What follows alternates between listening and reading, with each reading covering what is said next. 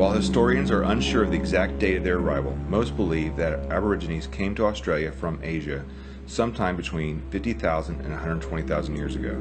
The Aborigines started out as a coastal people, but over time they moved inland by ways of river and lakes, with some of them settling in the deserts of Australia.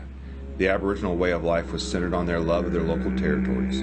They believed the land not only gave life, it was life. The Aborigines were a hunting and gathering people. They belonged to large tribes of sometimes as many as 1,000 people, but mostly would stay in small sets of only 20 to 30 people. The Aborigine way of life stayed unchanged for thousands of years until the arrival of Lieutenant James Cook in 1770. Lieutenant Cook claimed the east coast of Australia in the name of Great Britain and named it New South Wales. In 1788, the British colonization of Sydney began. With the colonization, the British brought chickenpox, smallpox, influenza, and measles. The British next began appropriating the land and water resources. The British looked at the indigenous people of Australia as nomads with no claim to any land and drove the Aboriginal people off the land they had lived on and loved for thousands of years. By the 1900s, the Aborigines population had diminished from approximately 750,000 people when Lieutenant Cook first arrived to only 93,000.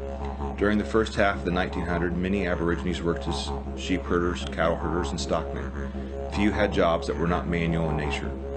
Few Aborigines had the right to vote, and even fewer took advantage when they did have the right. As many as 500 Aborigines fought for Australia during the First World War, and many more served during World War II to protect Australia's borders from Japan. Today, there are over 400,000 people who identify themselves as Aboriginal in Australia. But despite having equal rights, they are still viewed as second-class citizens. The Aborigines, for the most part, have ingrained themselves in mainstream Australia. However, 24% of the Aboriginal population still live in remote areas like government settlements, reserves, and missions.